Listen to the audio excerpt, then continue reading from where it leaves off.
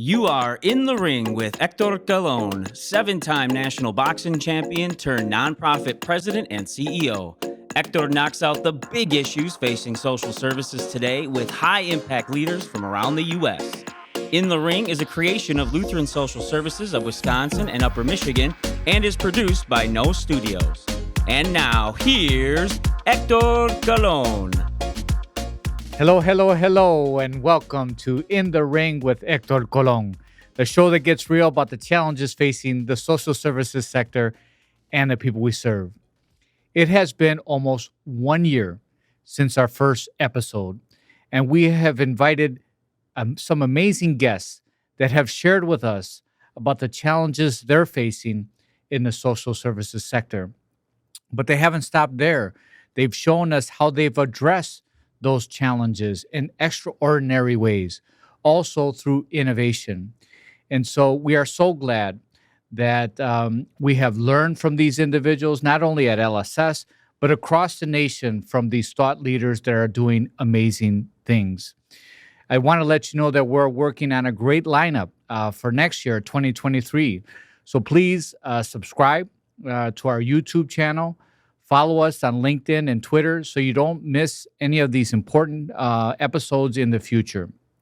I also want to thank In the Ring, our podcast sponsor, M3, who is a great provider for LSS, a great friend, and also a great collaborator. They do great things for our organization and many organizations across the country. All right. Are you ready? Here's the bottom line. Pay is not commensurate to the value our colleagues provide society. Programs and policies are not advancing quick enough in order to address the true needs of the people we serve. And the financial viability of our sector is in jeopardy. It's not a fair fight. That's why this year we're going to continue these conversations with individuals at the center of these challenges, true champions who are willing to get into the ring with me. And now, as my coach Shorty used to say, let's go, champ. In the ring with me today, again, is my dear friend, Susan Dreyfus, one of the best minds in the social services sector industry. I brought Susan back to close out our inaugural year with a reflection on what we have learned, where we have grown, and where our sector needs to go in 2023 and beyond.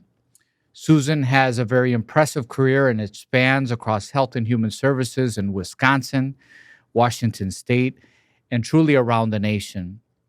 Recently, Susan served as the CEO of the Alliance of Strong Families and Children, and now Social Current, where she positioned our sector for excellence, distinction, and influence so that all touched, including colleagues, people we serve, can thrive.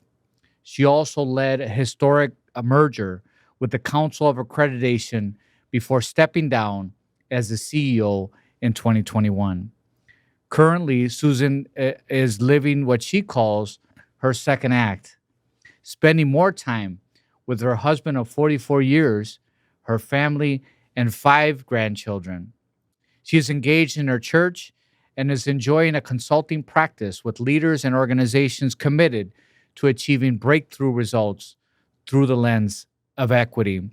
And we were just chatting here about how Susan has been so busy because so many friends and people in this sector truly respect the great work that you do. Susan, I love you so much. You are absolutely incredible. I'm so thankful that you're my friend and that you could be on our podcast again. The feeling is mutual, Hector. I would tell you that it's an honor to be in the ring with you. I've known you for decades, and you are always one ready for the fight, but always for all the right reasons. Thank you so much. Okay, are you ready for round one? Hector, I am ready. All right, Susan, when I interviewed you in March, you said that the next decade is the moment for health and human services. Can you recap what you meant by that statement? I sure will, but I also just want to tell you my feeling of hopefulness that this can indeed be a field and sector moment has only gotten stronger since March, but with some caution. So first of all, if you remember when we were talking about this, and I was telling you that I was the most hopeful I have ever been in my career, that this really can be our field and sectors moment, it was because of a convergence of a number of forces that were going on. First of all, leaders like you, me, even some policymakers, universities, we were really moving from program thinking to systems change thinking. We were starting to really push ourselves for the bigger results than just programmatic results. What difference were we really making in moving the needle on poverty, as an example? So there was this fundamental steady drumbeat building of moving from program thinking, it's about the program, to what difference are we really making with and in community. There was also the advances in neurosciences. And I think neurosciences has just changed the game in our understanding of the brain and our understanding of what toxic stress and trauma does, and how context within a person's life is the biggest measure of that. So no program in the world is going to change having unsafe housing. We have to change the housing. So I think we were starting to move into that direction, and I really credit the neurosciences and the Harvard Center for the Developing Child and other neuroscience leaders in changing the conversation that we were having. The other thing I talked about was big data and evidence. There was just a growing movement that was showing me bigger data and our use of bigger data and evidence. But then the pandemic hit. And so that was already in place. And then when the pandemic hit, those things only intensified from my perspective. But what got added was our nation through the pandemic, as awful as it's been. And I tell you, I think the tail of it is long. And we have yet to really understand the societal implications of the pandemic. The tail has only but begun to wag, right? But I do think that what happened was inequity was put right in front of our faces.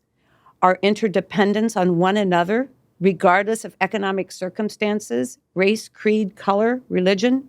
We saw how interdependent we were, but the inequities of how the pandemic was hitting, especially our neighbors of color and neighbors living in poverty, was right there.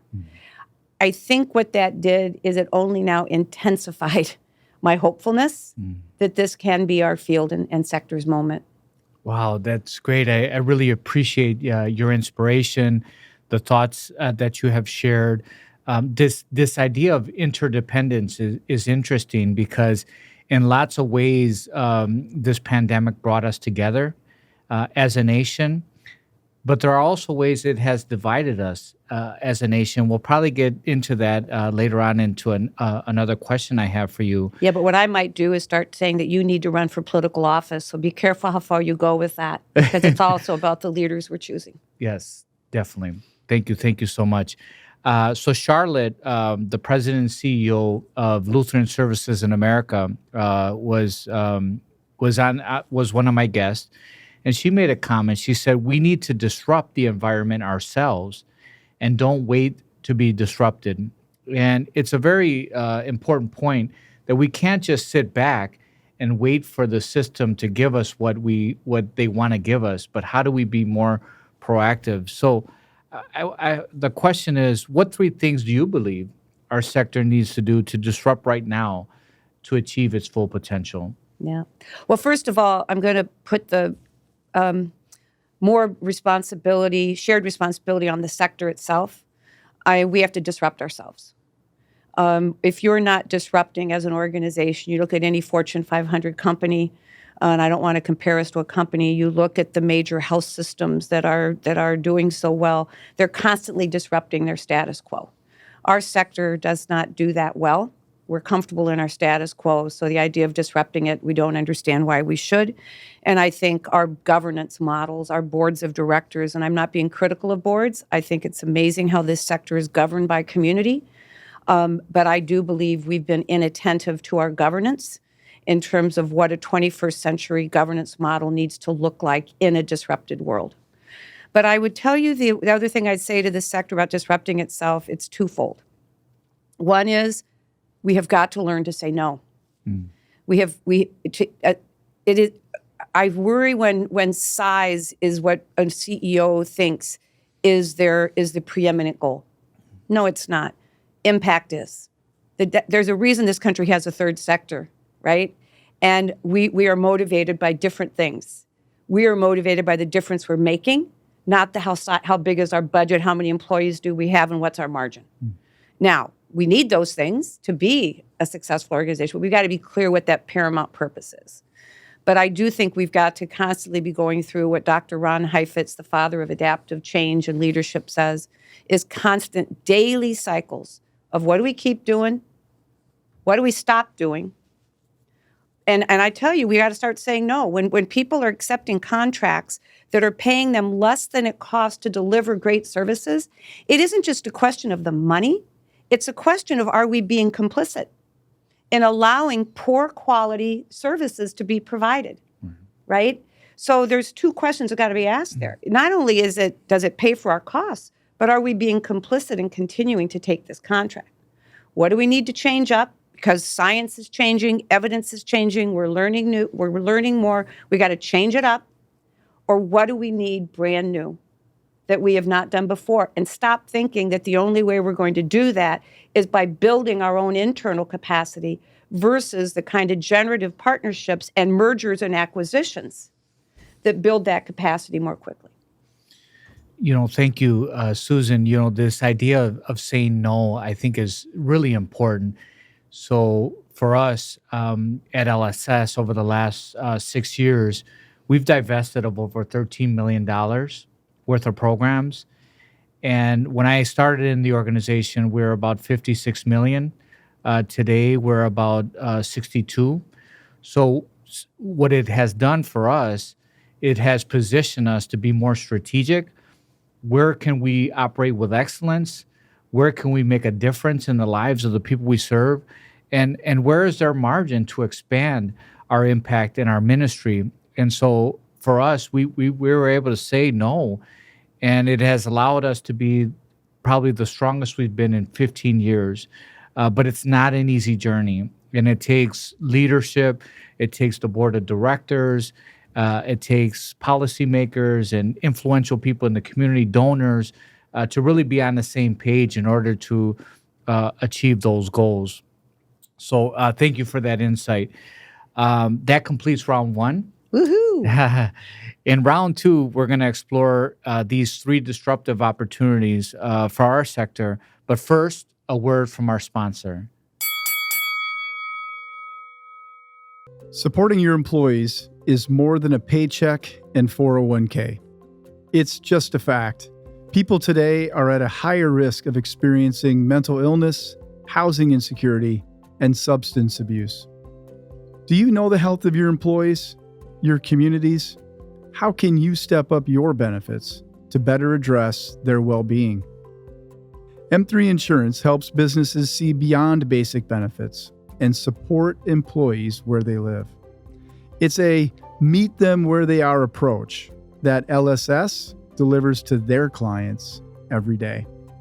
M3 and LSS offer real solutions to now commonplace realities that strengthen employees and inspire communities to thrive. Test your employee benefit strategy now by going to m3ins.com. All right. Are you ready for round two? All right, champ, let's go. Great. Here we want to talk about activating real solutions to build health and well-being, not only here in Wisconsin, but truly for our nation.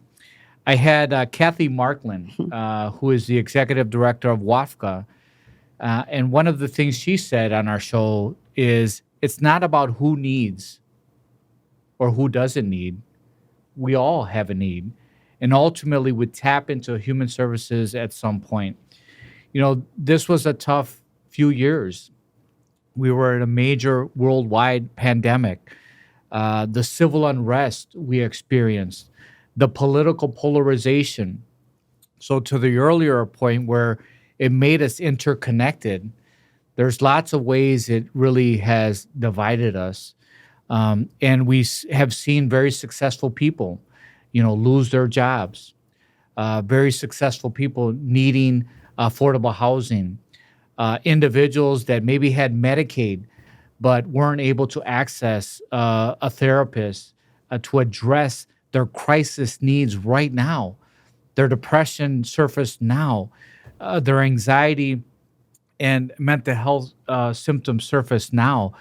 But our system isn't ideally set up to serve some of those individuals. So I also had a conversation with Governor Evers about this, and we talked about how social services sector can collaborate more effectively with healthcare to achieve great outcomes for the people that need it most. So, Susan, I want to ask you, how can social services elevate to be viewed as equally as impactful as healthcare to address some of these issues that we face as a society? Boy, it's a great question. You're throwing me a punch there, my friend. That's a good one. I want you to bob and weave and come back I'm hard. bobbing and weaving. I'm in it. I listened to both podcasts with Governor Evers and Kathy, and again, you've just had really outstanding people, and I have a great respect for both of them, and so I really did enjoy those. I think first of all, it's understanding the larger role this sector can and must play in society. We sit as observers to the political realities of our nation, when as a sector, as an independent, proud third sector, I think when you look at our boards of directors who read like the who's who of community, who are Republican, Democrats, independent, diverse, I really believe there's an asset this sector has to changing the dialogue, right? That right now is so partisan. And that is building the human potential of all people. And I think we've allowed that to become a partisan discussion, but I know and love, respect Republicans. I know and I love, respect Democrats, and they are not waking up every day and thinking, what horrible, terrible thing can I do to our country today? I think we're having the wrong conversation, and I think our sector could lead in what creates that place that they can come together. And that is the greatest strength any nation has in this world, is its people. It's people. So we're talking about people investment here. And I think we have to change some of the narrative of how we're talking about this and framing it in a way that it doesn't matter which side of the political spectrum are on, I can hear this. Now, the other thing I'd say in terms of changing this is one is I'm going to talk about what the sector, I think, needs to do. And again, this could be a 3-hour conversation, and you and I are doing this quick, so I could say more, but I'm going to keep it short. I'm going to talk about one thing that I think the sector needs to do more of, in addition to what I just talked about, but also what I think government, Medicaid, healthcare companies, and others need to do to help to change this discussion. First of all, our sector needs to be leading on the evidence, and we need to start getting the kinds of partnerships with universities, with health systems, with the National Institute for Health and CDC, and think big about the evidence that we need to demonstrate on how what we do is moving the needle on health improvement and healthcare costs. We talk about it, but where's the evidence, right? So that's the first thing I'd say for the sector. As far as government, I think, number one, to a Medicaid, I had Medicaid in Washington State, so if I was talking to the managed care companies, I would be wanting them, and I would be creating things within their contracts where they are motivated to follow the evidence in terms of best investment of our state dollars for best results. The other thing that I would be doing is incentivizing researchers and others with investment, that I would be making investments in as a public sector leader in the evidence that changes billing codes. The holy grail of this conversation is we need to have billing codes for the evidence that shows us that providing human supports is as integral to someone's health care as providing them insulin. And it's just as critical to the control of type 2 diabetes, right? So that would be another big focus I'd have. And then lastly, It's back to what I said before. It's really scrutinizing the contracts. And this is where I think our sector, again, could lead a bit more, is we don't understand those managed care contracts well enough.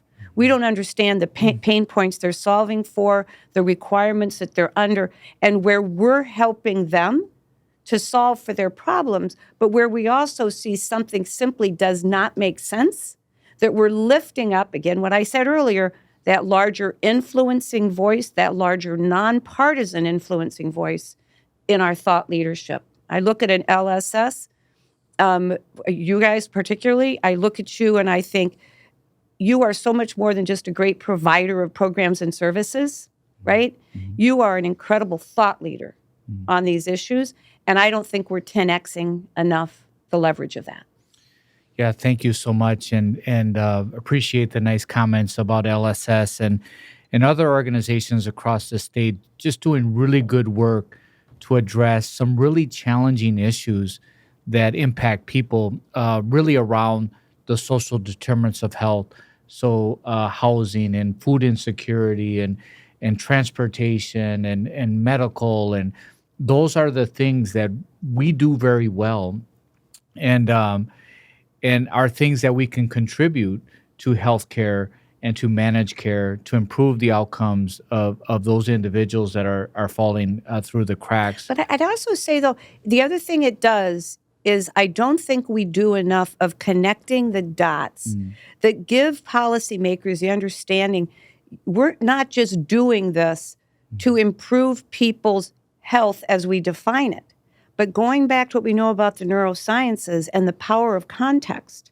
When we move those social and environmental determinants of health, which I will call the social and environmental determinants of life, when we move those in a targeted way in communities that need a targeted investment, we've got to stop the lawnmower going across the whole nation of funding, be more targeted in where it's needed most. But when we change context, safety of housing, safety of a neighborhood, parks that are available for play and recreation.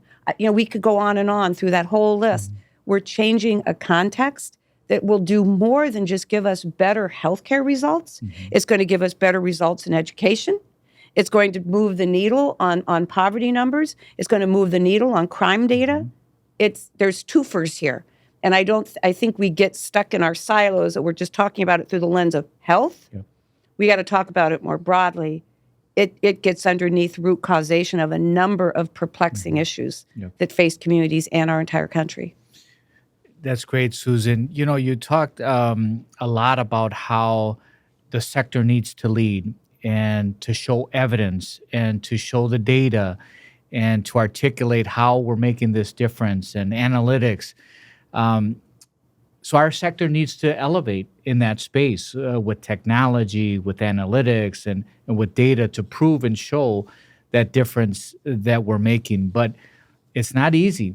I would consider LSS, we're on a robust journey, but we're not where we need to be at. It requires leadership and infrastructure and resources. And again, we're dedicated to that. But from your experience, what are some of the barriers of achieving this, and how are they being overcome by other organizations that you're aware of? In terms of getting to the big data? The technology. The big data and the analytics? Yeah. I think, first of all, I've seen great things happen through great partnerships. And I think if I was sitting on the board of LSS, I would be certainly very interested in the success of what we were doing and the growth of what we were doing, the financial health of the organization.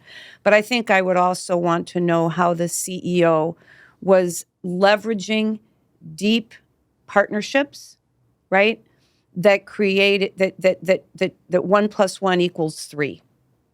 And I think when I look at organizations and they have a deep embedded partnership with a Chapin Hall Center for Children, as an example, with a major university, School of Social Work or School of Technology, and I think CEOs need to spend as much time nurturing and developing those deep partnerships, right?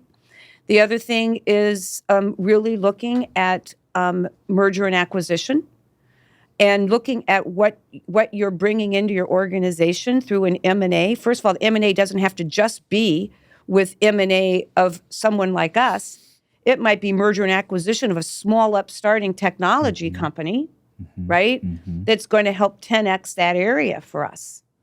And I think we've got to think about the blend of doing our nonprofit work, but also where we can advance social enterprise that builds our capacity while generating revenues. So I'm just never one to want to point my finger outward. I first want to look within and then figure out where I need my influence, my partnerships, my leadership out in the community to help make that happen. But if we just keep pointing our finger outward, we'll just keep having this conversation. Awesome. Well, that completes round 2. Woo! In round 3, we're going to discuss specific ways that our public and private leaders need to disrupt our sector to grow and thrive. Okay, you ready for round 3? Hector, I am ready. But watch out. Uh-oh, I'm ready. In my conversation with you earlier this year, you were very clear about social services organizations, finding champions, and making sure that we're getting them proximate to our organizations. I've had several conversations with other guests who agreed with you. Tracy Waring Evans. My dear friend. Yeah, our dear friend, President and CEO of APHSA, said when building strong public-private partnerships, we need to ask ourselves, are you proximate? Are you visible? Do you ask about what the community needs? Frank Cumberbatch, our Vice President of Engagement and of Bader Philanthropies, who's also our Vice President at Lutheran Social Services on our board, he agreed, and he said philanthropy is not so much about money, but about understanding the needs for humanity, dreams, fears, care for children, get up close to these issues. And so I wanted to share that we agree with that, but there are some challenges. You have HIPAA regulations, you have privacy issues, you have the dignity of the people we serve and our colleagues that really want to protect that. So considering those barriers that I would say are real, how are organizations getting their supporters, their champions, approximate to their organizations to show that impact that they're having? Well, first of all, I'm not going to question the best of intentions for the things that some people view as barriers. But my concern is that there's always a baseline of protecting the dignity and the confidentiality of anyone. But I think we have allowed these things to become excuses for not getting proximate, because to get proximate makes one vulnerable, and that includes us when we let people get proximate to us and to our work. So I think we have to be careful what really is the motivation there, because I have found in my work, whether it's with legislators in the Wisconsin State Legislature, in our reform efforts in Milwaukee County when I was the administrator of children and families, mid-90s, early 2000s, legislators were going out in the field. I had them sitting and listening to intake calls. I had them out in the field on removals of children.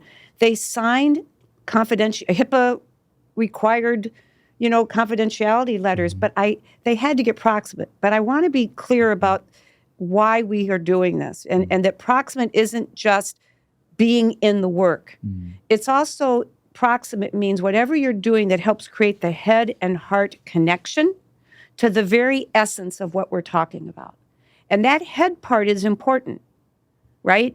Being able to not just give people the feeling, the visual of the work, but being able to share with them the data, the evidence, the right. It's more. You've got to sell them in both levels, the head and the heart. I think the other thing I would say that we have to do is really create a list of who are our influencers. Some organizations might use the term our broadest definition of our authorizing environment. That doesn't mean they give us our money. That doesn't mean they're just setting policy, but they have influence. And who are those people?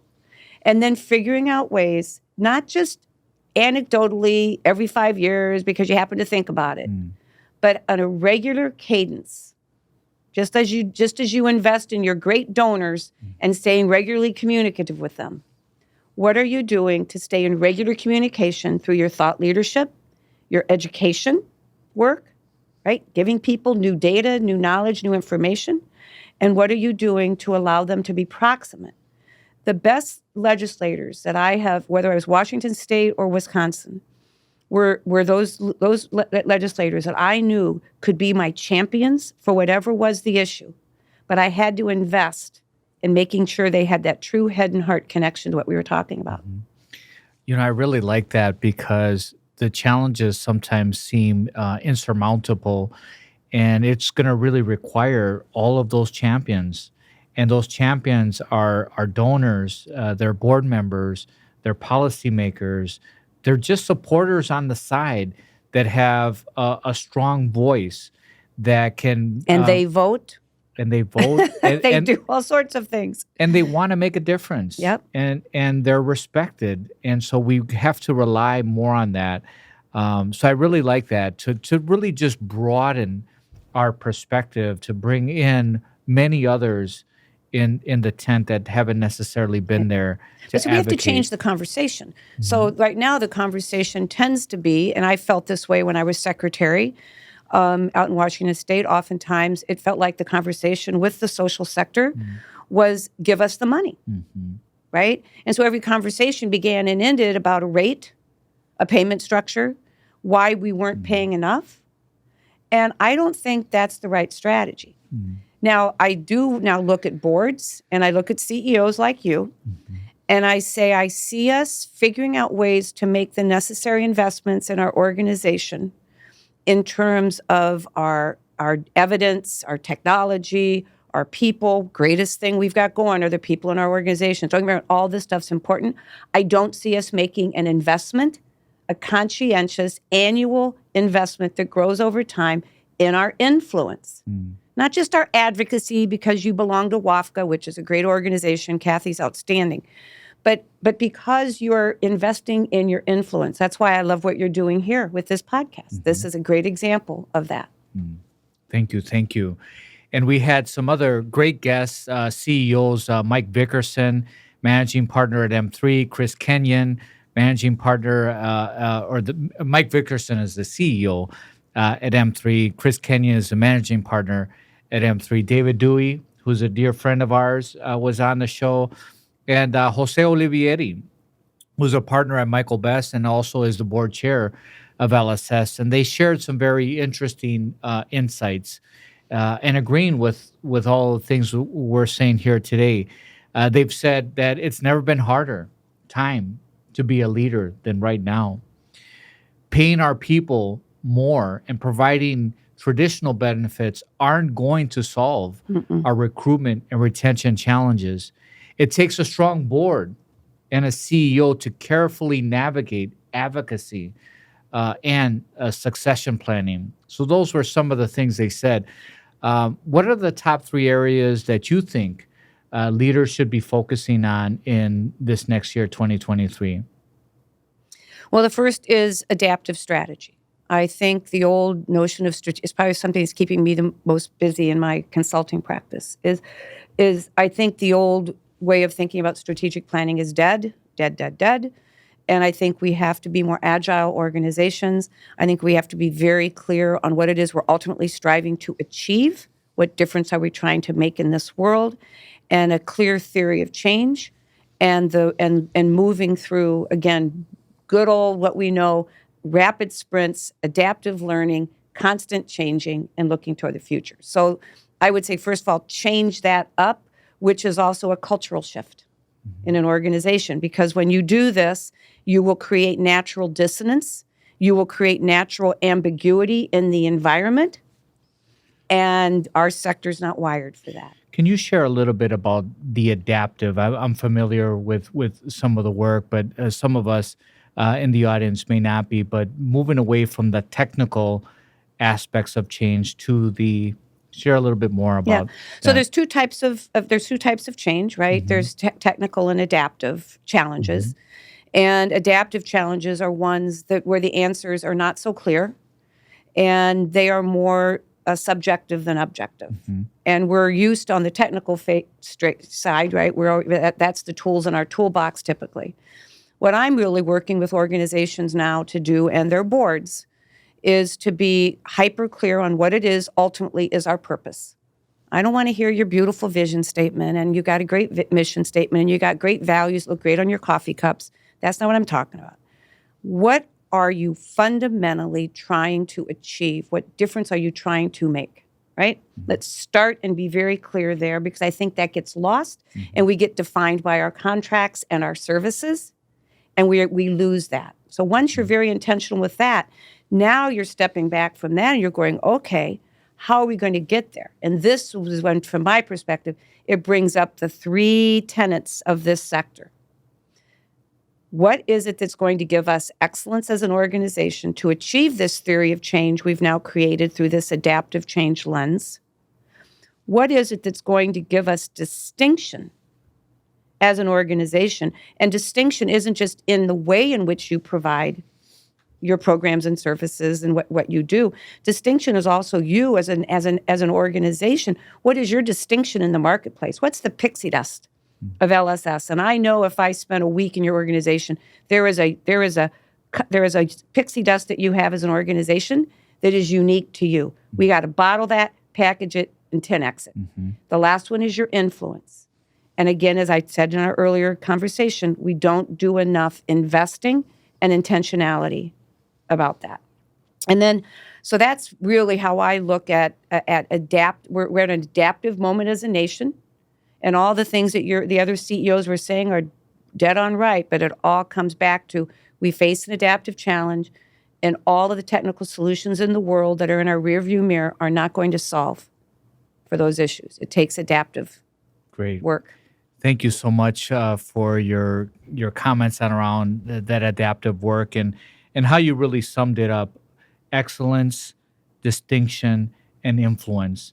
That's how our sector needs to rise to the occasion and really be forward thinking and really set the way for the future. But Hector, there's one more thing I just want to add that I was thinking about when you said this, is I think sometimes we get so stuck on our payers.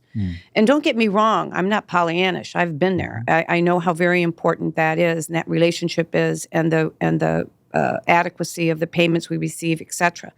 But I also think we have to understand, again, this sector.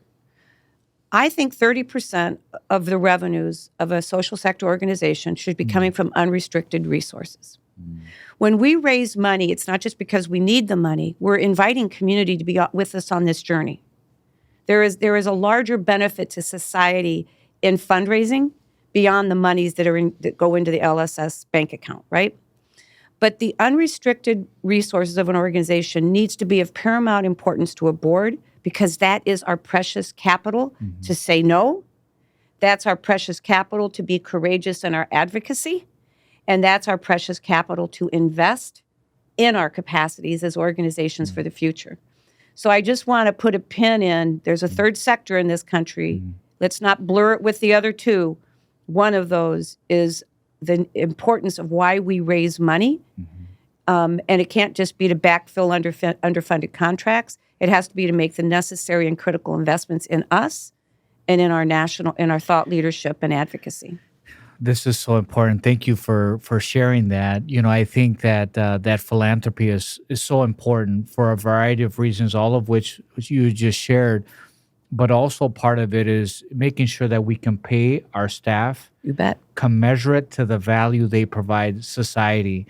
And government contracts isn't covering that. We have people that are helping people get out of incarceration, saving them millions of dollars over time. We have people not going to the emergency rooms that is very costly. And we have people getting out of government services altogether because of the services that we provide. So I've been very vocal, on this podcast and making sure that we can pay our staff commensurate to the value they provide. And philanthropy can help with that. Philanthropy helps with that infrastructure building, with that innovation that allows us to do something that's honorable and remarkable and extraordinary for others in our sector. What would be great, though, is for an intermediary, you take like a WAFCA in Wisconsin. I mean, I'm thinking about this stuff on a national level, but is where you come together and philanthropy is investing in the evidence that you need for the things that you just said that I know are true. Reductions in ER visits, right? What the ROI is of that. What happens when someone is housed and they're not. I mean, there's evidence there, but I think we've got to 10x our evidence here, and it's going to require an investment, and that would be a perfect role for a network of organizations with philanthropic investment to do that. And it's the kind of thing, to be really candid, that organizations like an LSS, to whom much is given, much is expected. You are a deeply blessed organization, and I know you know that, and you steward it beautifully, but it doesn't belong to you. It belongs to the future. Right. And I think it's a role an LSS could play. But bring the evidence to what it is that we're saying is the commensurate value. Yes. All right, that's a challenge. I got That's you a that challenge. I'm ready for that challenge. So, final question. After your interview the last time, I started asking guests, how are you knocking out 2022? So if you could please share how you knocked out 2022, and if you want to share a little bit how you're going to be knocking out 2023. Well, I thought a lot about how I would answer this question, and it's more self-reflective for me this year. My mom passed away in December, and that has hit me harder than anything in my 65 years of life. And it's been an incredible journey that I actually think is making me better at what I believe and what I'm doing. But it's been a journey of allowing myself to experience intense grief, to be sad, to have immense gratitude for the beautiful mother that I was blessed with, but to also self-reflect on ways I can be a better version of myself and to be more empathetic. So I know that might surprise folks who know me well out there who are hearing it, but this has been more of a self-reflective year. But I feel like I did knock it out because I'm on another side of a process that I actually think it has left me better version of myself. And for that, I am thankful and blessed. 2023, I hope that actually, I don't know what that's going to be like. I know that I'm committed to doing, continue doing this consulting work on a part-time basis, but only with leaders and organizations that I feel are capable of being those kinds of forward-leading sector organizations in this nation today. And I hope that I will have the opportunity to do more work in the public sector, only because I think the interface between the two sectors is indisputable. And I think my cross-sector background lends itself well to that. So I guess the way I'd like to knock it out in 2023 is to up the game a little bit more and have more public sector influence in my in the work I'm doing.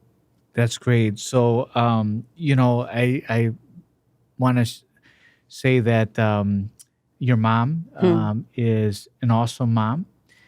Clearly, she has influenced you Yes. in a very positive way. So I want to say thank you, Mom, for Susan and her great leadership that she has imparted to us in our sector. And regarding consulting, you might be getting a call from me and LSS of Wisconsin, Upper Michigan. Remember, I said part-time. So thank you so much. Thank you. That concludes our final round. Susan, you knocked it out. Thank you. Hector, you knock it out as well. Thank you. Wow. Another great episode by my dear friend, Susan. She shared some really valuable insights that I'll summarize here right now. She continues to be so hopeful for our sector that we can lead the way, but we have to not think about programs, but think about system change. Think about bigger results. The fact that we are advancing through neuroscience in order to address the true needs of the people we serve, looking at trauma, as something that is advancing in our sector and is making her hopeful and me as well. The fact that we have a big data or more data today that is starting to show and demonstrate our evidence is makes her very hopeful. She said that we have to have more responsibility on ourselves. We are too comfortable in the status quo is what she said, and we need to be forward looking. Looking at governance is a very important part of that. Our governance needs to be a 21st century governance model that's going to take us to new heights and to extraordinary results now and into the future. She also said that we have to learn how to say no. We are a sector, an industry, a ministry that loves people. We want to serve people. It's very hard for us to say no, but we have to learn because we have to operate as a business. No margin, no mission. And so it's very important to think about it from that context so that we can have greater impact, serve more people in our society, especially those most in need. And we have to change our programs, develop new ones to address the true needs of the people we serve. The social services sector can play a larger role, not just being an observer, but playing a larger role and coming in along with our partners, our board of directors, our donors, our funders, but also those influencers all coming together to talk about some of these challenges, how we can address those challenges, and making sure we have the right partnerships to advance the health and well-being of people we serve who have incredible odds stacked up against them. But we shouldn't be doing this alone. We need to show our evidence first that what we are doing is working, but having partnership with universities, with healthcare systems. She even mentioned CDC, which is something that doesn't come to the top of my head, but yes, why not? We have to create those partnerships. We cannot do this alone.